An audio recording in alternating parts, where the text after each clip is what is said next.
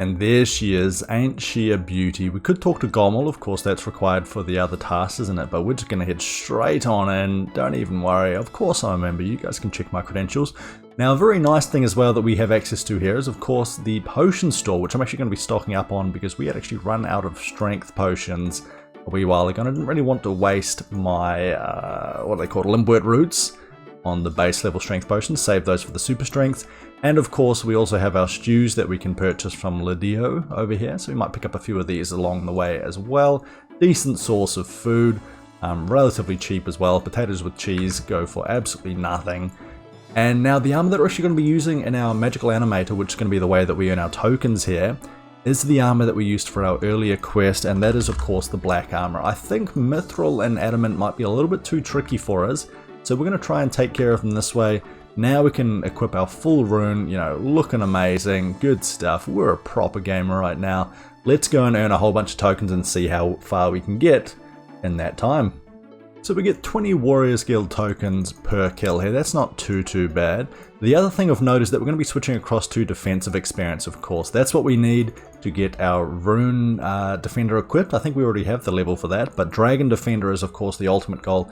That requires 60 defense. Whether or not we reach that first or our dragon defender first really depends on our RNG, our luck beforehand.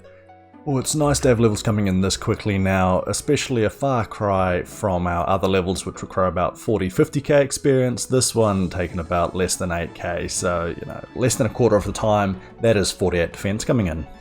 I want to say it took us less than half an hour to get these 1000 tokens. Let's just see how far this will get us. Later on we can always come back up and get a few more. You know, once we get to the point of the Dragon Defender, we probably don't want to get super, you know, wealthy with tokens. We want to try and make it so we don't have any much wastage in that kind of regard there, I suppose. I'm rambling. Let's go and kill some Cyclopses. Cyclopes? Here we are on the top floor of the Warriors Guild, about to take on some Cyclopses. 1 in 50 is the drop rate. So I'm going to make note of each of these, how long it takes us to get there. Of course, we get some great experience along the way. These have quite a bit of HP. We might actually need to use quite a bit of our food, but that's okay. It's not far to the bank. Starting off at 48, almost 49 defense, 65 HP. And let's see how long it takes us to get there. 1000 tokens to our name currently, but of course that'll disappear pretty damn quickly. And there's 49 defense.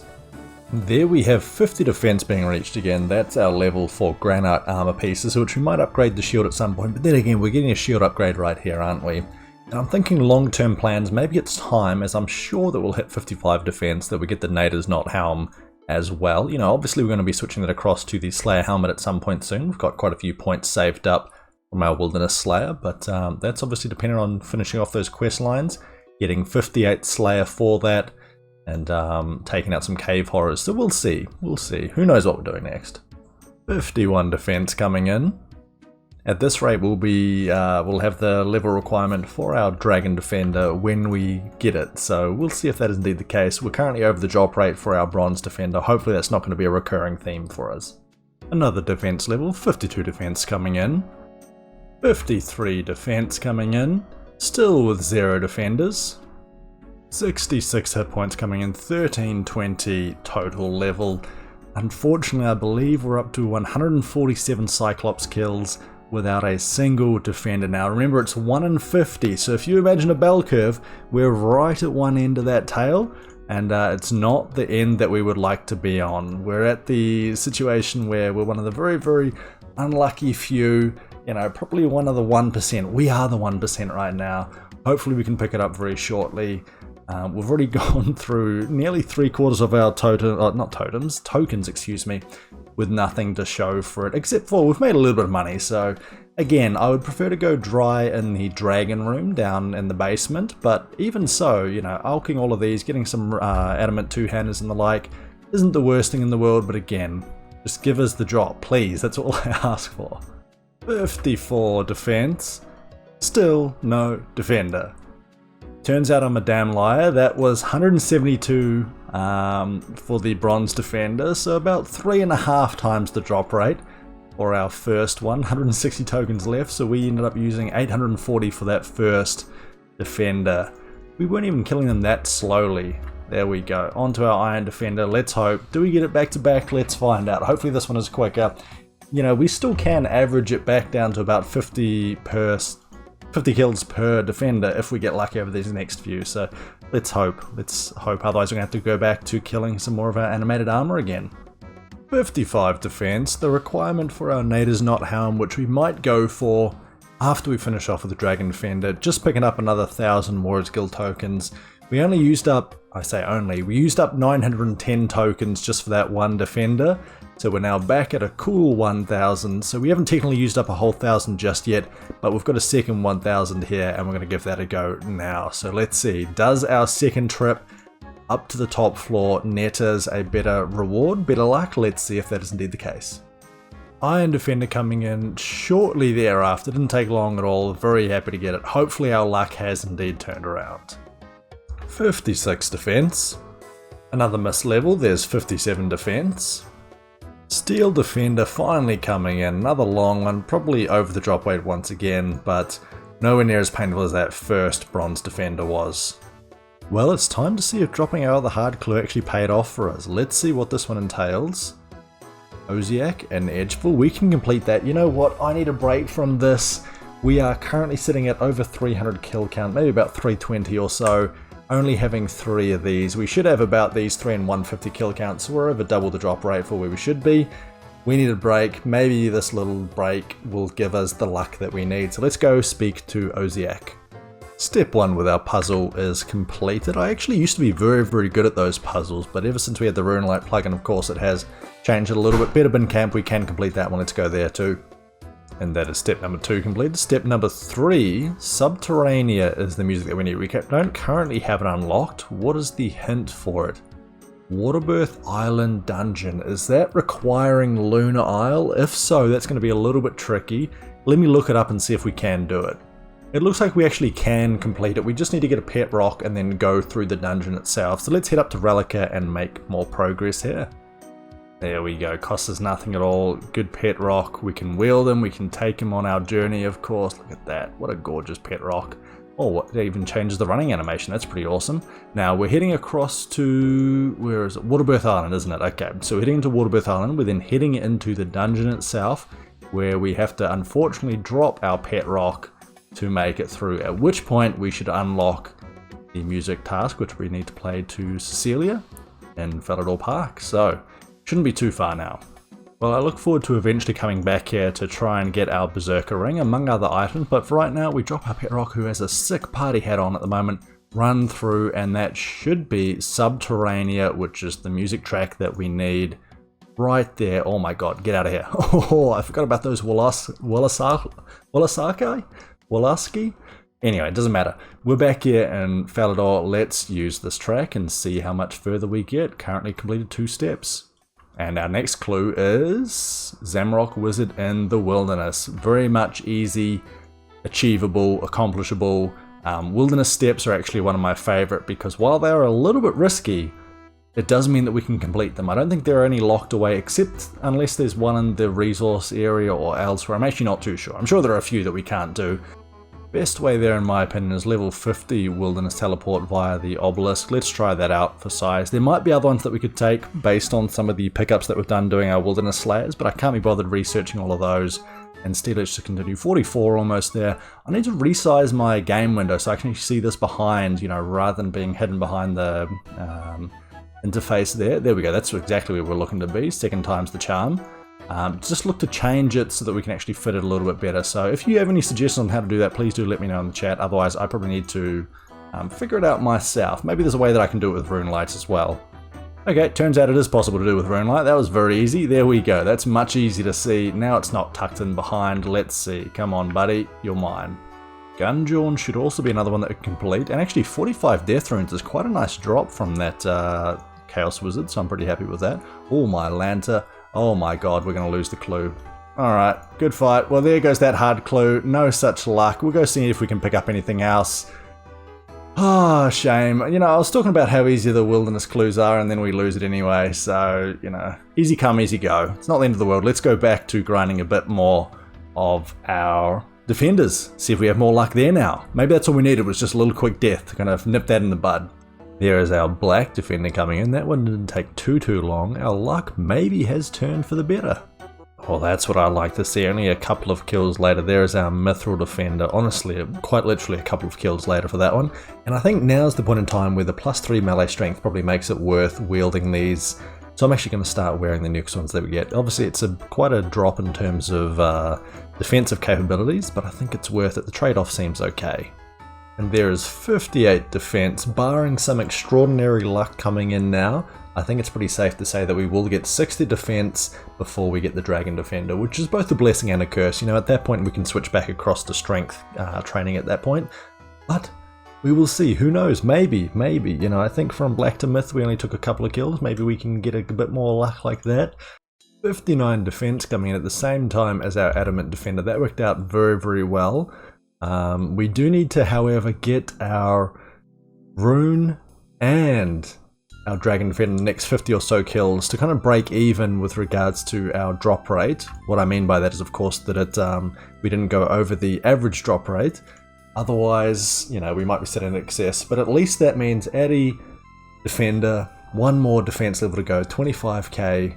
We'll be able to equip the Rune one as soon as we get it, then we head down into the basement for the final piece there. And there we have the Rune Defender. Those last few came in a lot quicker than the first, but that's still not to say that we have beaten the RNG so far. I think in order for us to do that, we have to pick up our Dragon Defender, maybe within less than 20-30 kills or so. I'm not too sure. I'll probably show it on screen and you can compare. A big level coming in there in the form of 60 defense. That means Dragon armor can now be wielded with the prerequisite requirements like Dragon Kite Shield, for example, but that's getting into the nitty-gritty of it. The main thing is the Dragon Defender, as soon as it drops, then we will be able to wield it.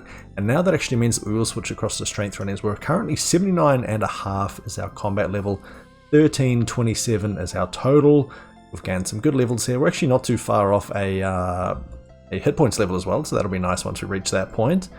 67 hit points, 79.75 is my combat level, almost level 80 combat, another nice round number, 1328 total level. Ran out of tokens once again. We're going to get back up to about 200 or so. Again, we don't want to have an excess of tokens right at the very end. So all in all, it probably took us, what I want to say, like 2,500 tokens, maybe closer to just shy of 3,000. I didn't keep too closely an eye on our token count from start to finish. Well, we even got a full strength level here, 66 strength coming in, and we're up to about, I think, 530 of these Cyclopses killed, about 90 of which have been these basement dwelling ones. So, I mean, we're still under the rate. We are still under the rate for these ones here, but we're well over the expected average rate. Again, we should have finished up this grind about 450 if we were on average, but then again, we're not excessively above and beyond that. You know, I keep talking about this anyway. Let's just skip to the next clip where hopefully we've got it and we haven't got another strength level coming in. 50k experience. Well, we managed to pick up another clue scroll. Can we complete it? Fossilized. That's going to be something to do with Fossil Island, isn't it? Let's see. We do not currently have it unlocked, and this track unlocks beneath Fossil Island. That sounds like it's one that we can complete, so we'll keep this clue scroll. But now, rather than, you know, going away and coming back to it later on, I think we just keep going with this grind, wait until we get the Dragon Defender, then we go for the clue again, and hopefully we don't get PK'd this time. Ran out of tokens, so picked up another 250 to continue on with our journey. And I just looked it up, and actually the loot tracker actually kept track of how many of our Warrior Guild tokens that we've picked up. We have picked up just over 3,100 Warriors Guild tokens. So what that means is, you know, we've been killing Black Knights, 20 apiece. We've killed about 160 of those, just shy of 160. That takes quite a bit of time. But even just ignoring the amount of time that it took us to get the tokens, that relates in a 10-to-1 exchange with regards to minutes spent in here. So 3,100 tokens results in 310 minutes spent either down in the basement or in the top level. With that in mind, we have spent over 5 hours just inside here alone. You know, there is some sort of 10 cost to first enter the room, so there's a little bit of a change there, so it's probably closer to, you know, 320, 330, but it is somewhat negligible, so we can ignore that for now. So just over 5 hours spent here alone, and then probably another couple hours picking up the tokens to have access here. So all in all, I'm going to say probably 6 to 7 hours spent down here. Again, we're well over the drop rate for what we should have on average, but You know, in saying that, it's not the end of the world either. You know, we'll make do. We'll keep going. We've managed to pick up quite a few alks here. I've kept all of my money in my inventory here from the basement level, which is almost 100k now. Another 300 tokens collected.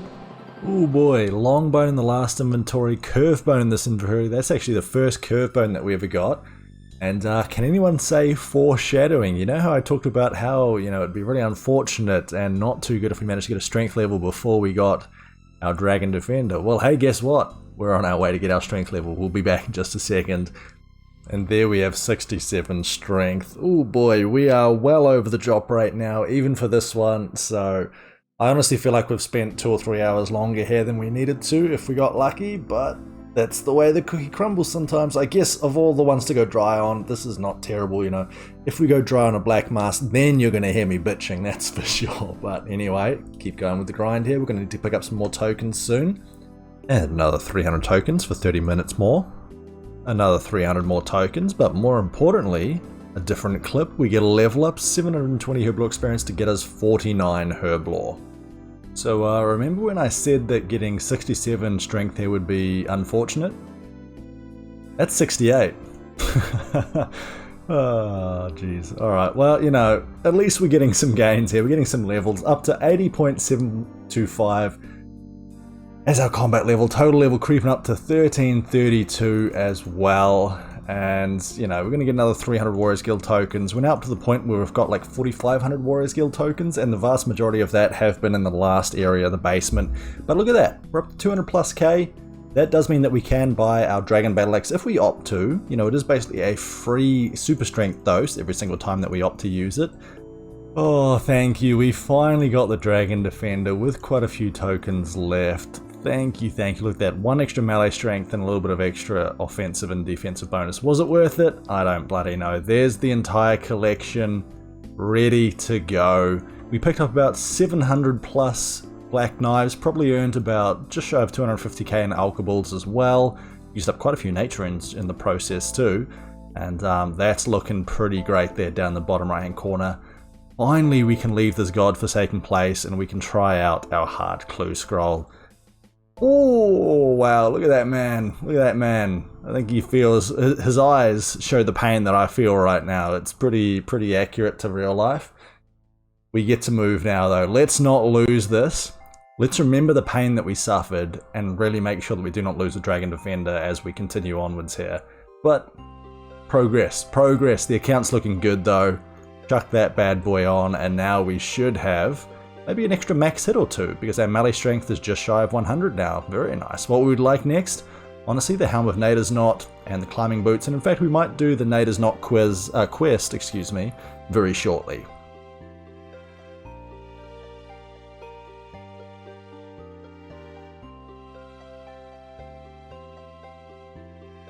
Well, we headed to Fossil Island Underworld there so that we got the fossilized song. Now we can start on with our clue scroll. This is our first step completed. Next step, Rune Halberd. We should be able to purchase that rune plate body we have in an Amulet of Strength. Okay, well we've already got 2 of these equipped. I think we just need to go and buy a Rune Halberd across at Port Tyrus, and then we should be good to go in the Hosidius Mess Hall. Beautiful. The Quartermaster sells our Rune Halberds, which we can pick up for 83k. Is it worth picking up a Dragon Halberd? Not just yet, especially not at that price. Even the Rune Halberd's pretty pricey. Maybe we can do some old school style training there where we just sit across. You know, I used to sit at Ardone there and attack the dogs from across there. Let's actually just quickly check out so I can show you what I mean. Waste some of our lore into the process.